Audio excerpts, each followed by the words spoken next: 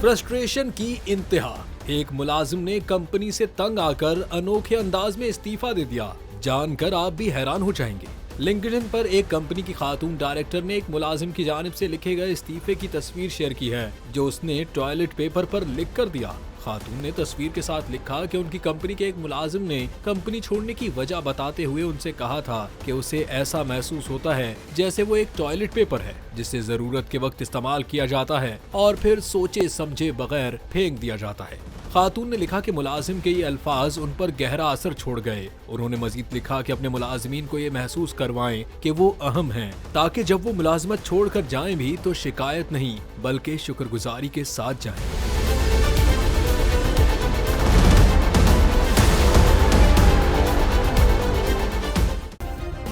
Subscribe करें और bell दबाएं ताकि कोई खबर रह न जाए।